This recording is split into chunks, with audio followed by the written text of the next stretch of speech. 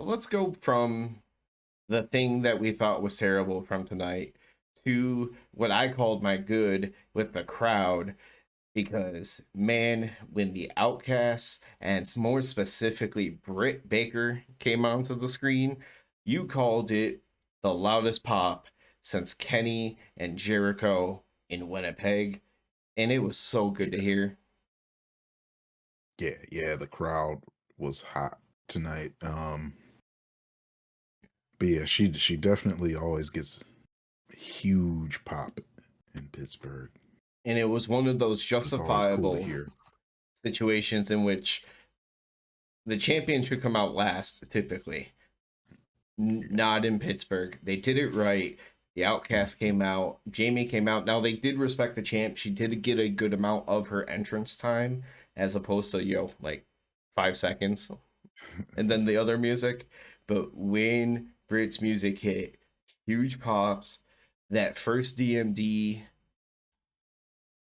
the Yeah, it crowd was so it was so good to hear. It yeah. The always crowd was really, really good tonight. now. I'm happy AEW fixed the sound because we would have heard nothing but crowd all night if they hadn't changed up whatever they do with the sound. Which I don't mind hearing the crowd, but that's all we would have heard. Right. Like I want to hear the music too. So if you can, Yeah, you found a good balance there. yeah, So yeah. They did. it was the Outcast versus Jamie and Britt. Um, and if the Outcast did not start this match off by attacking Britt and Jamie on the ramp, no doubt in my mind that there would have been a nice pause at the beginning of this match because the crowd would not be fucking denied with that DMD chant.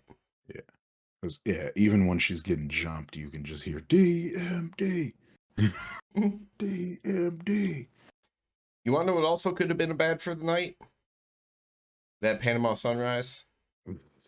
Oh, yeah, that was rough. Like a full stop on their feet on landing. That was rough. There's It was yeah, it was like when you're showing someone how to do something and you do it in steps, like because they like paused at every small step in the move. it's like freeze frame, quarter speed, half speed, full speed, and it was like day one at school all over again. Yeah, it's just like okay, I'm going to jump down, and then we're going to flip. Okay. It was almost like hopscotch or something. It was like jump one, jump two. Yeah, crowd loved it though. Mhm. When she got ready, not before the actual end of the match, but the first time that she went for the lockjaw and got her glove and she did that DMD taunt, Hmm. that might have been the best DMD I've ever heard.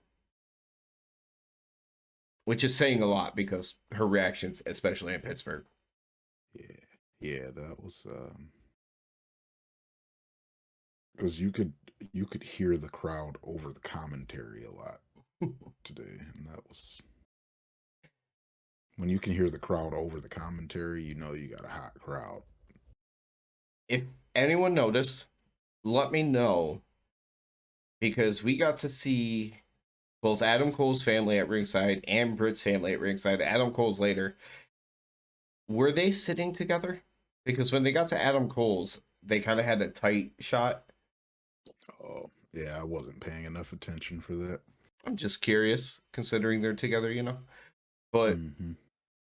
at one point, Saria goes over to Britt's mom at ringside and tries to steal her terrible towel. And Britt's mom, the ultimate Karen looking person, as you said, Yeah, she yeah, would. that lady, she just looks like she needs to speak with the manager. Like, She held on tight but though. Britt looks like a future Karen, so I'm like, what is our generation's Karen gonna be? Like, are they Hmm. gonna be like Melissa's or something? Ooh, that would be a fun debate to have someday with all sitting around. Like a Yeah, summer bonfire, and you're just sitting there to talk about stupid stuff at the end of the night. Hmm.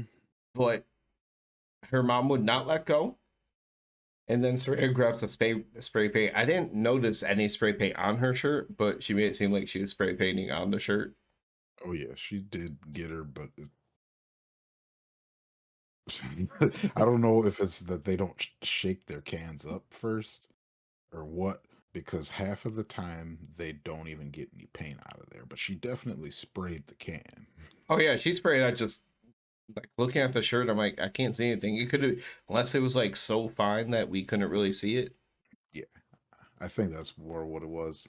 Um, Because yeah, like, yeah, I think I don't know if it's that they just don't shake their cans up very well or what, because half of the time they are struggling with that spray paint and they just need to give it up. I mean, you don't have to be real far before it starts getting to like that fine misting territory. Hmm. Of course, in the end, Dr. Britt Baker was winning in her hometown. Yeah, It, yeah. 'Cause he was saying that he could see this being a loss. And then I saw a sign in the crowd that says "Happy Birthday, DMD."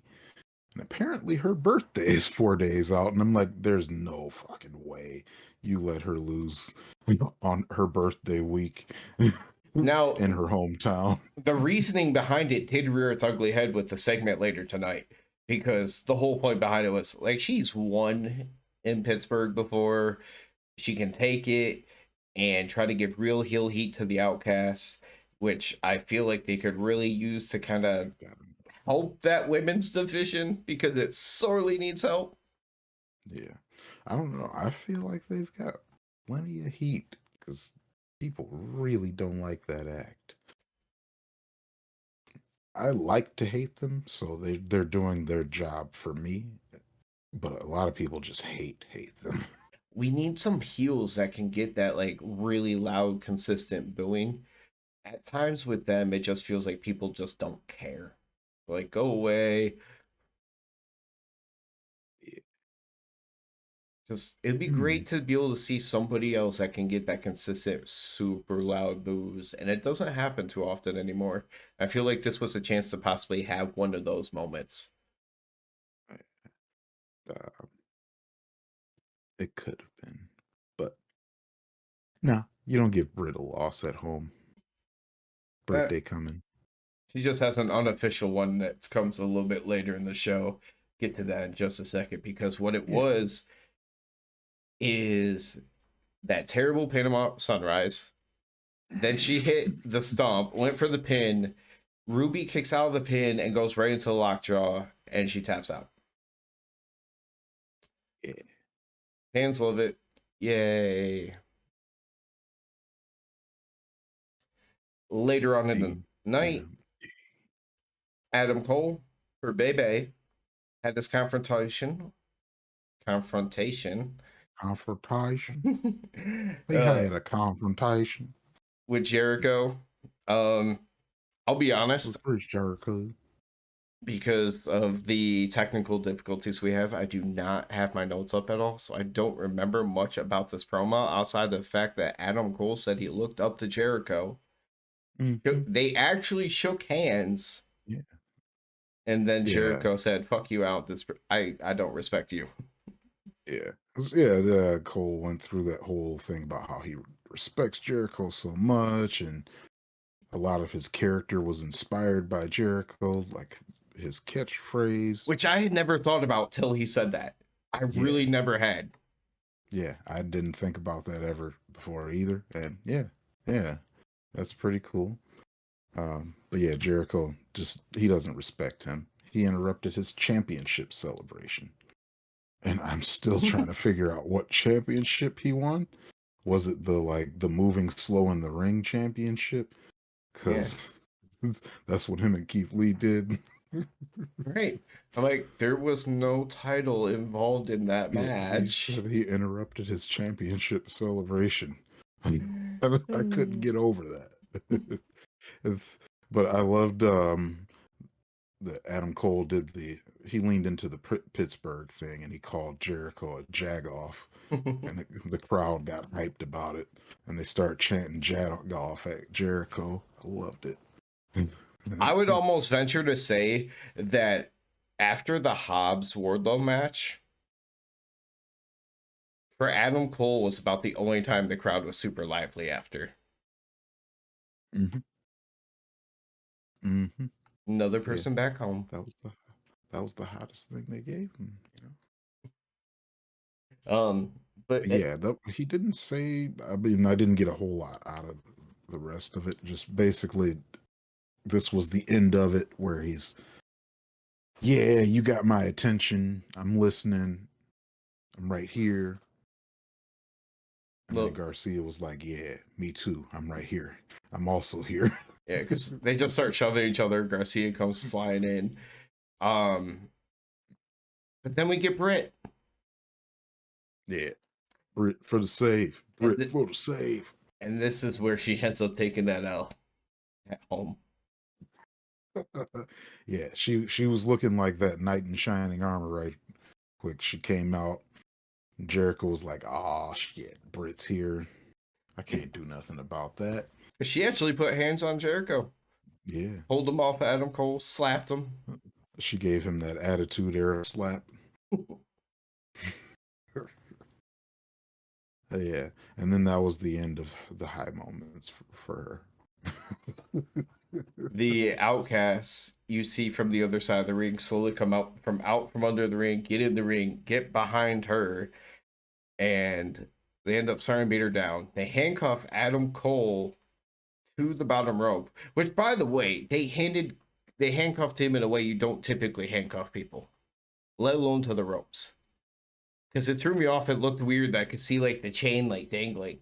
They actually had the rope in the cuff with his arm, so it was like right on the rope.